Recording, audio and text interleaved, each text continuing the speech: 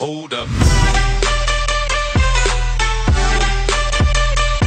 Yeah.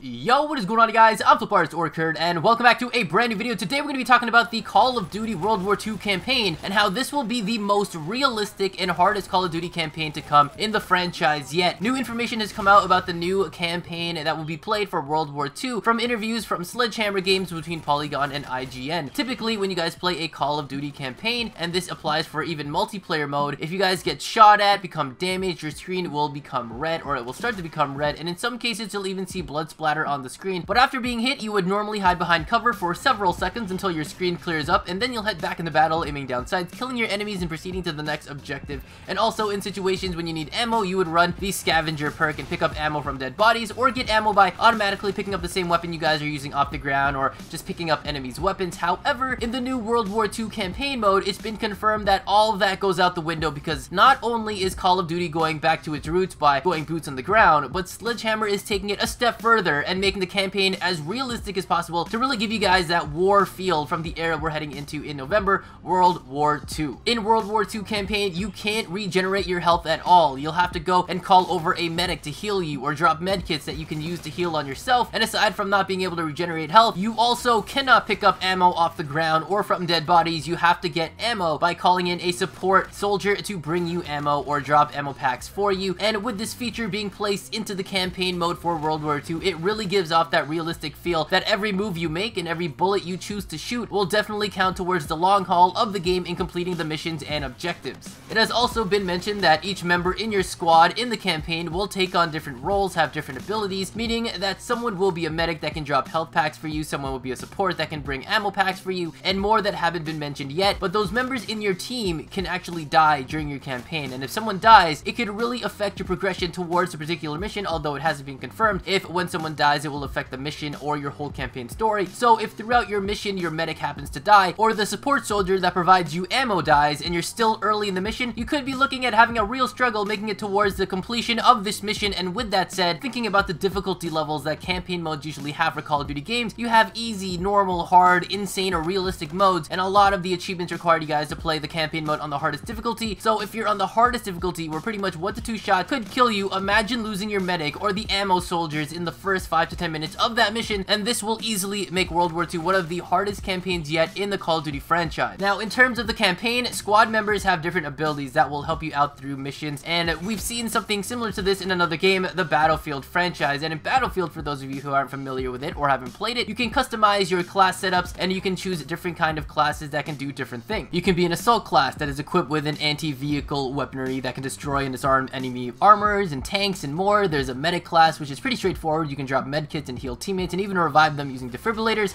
There's also a support class that has the ability to drop ammo packs for the team, as well as provide extra support by using explosives. And then finally, there is a scout class, which is essentially a sniper setup that has the ability to snipe enemies from long distances, and in some cases you can even ping the enemy's location to the team so everyone can see where that person is and decide on what they're going to do and how they're going to approach. In the newer Battlefield 1 game, they added more classes like a flame trooper that is resistant to incendiary effects, immune to chemical weapons because they're equipped with a gas mask, and also have a flamethrower with 3 incendiary grenades. They also have 3 more classes that are a sentry, a tank hunter, and a trench raider, but if you guys want to know more about those, you guys can search it up. It's pretty easy to find. So with all that said, the campaign mode is going to be pretty intense, and this also leaves me thinking that if the campaign mode is going to go for that realistic feel where you can't regenerate your health over time and you can't just pick up ammo off the ground, what is the multiplayer going to feel like? Is it going to be like what we're used to, meaning when you guys get shot and damaged, you guys can go behind cover, go behind walls, and wait a few seconds to heal up and then continue fighting? Or will we have to go and call for a medic to heal up, or when we're low on bullets, are we going to have to call in a support to bring us more ammo? It really begs a question. They also mentioned that in multiplayer mode, we will also have different divisions that you guys can join, so perhaps these different divisions are kind of divisions that will have different abilities like medics and supports and assaults and more, or it'll be something more similar to mission teams from Infinite Warfare where you can complete division-specific challenges to earn particular rewards. We'll have to wait and see what all of this officially boils down to later in June at E3, and ultimately later on release date in November 3rd, but I'd like to know what what you guys think down in the comments below. Do you guys think that the campaign mode is going to be better this way to give off that real war vibe, or do you think it's going to be too difficult of a campaign this way? Let me know all of your thoughts down in the comments below. Thank you guys so much for watching, and if you guys enjoyed the video, remember to drop a like, and if you guys haven't already, consider subscribing, because if you don't, you're going to be missing out on awesome videos like this. And of course, make sure you guys are following me on Twitter and have your bell notifications turned on YouTube so that you guys don't miss out on any video uploads that I do 100%. Thank you guys again for watching, and I'll catch you guys in the next one. So later days,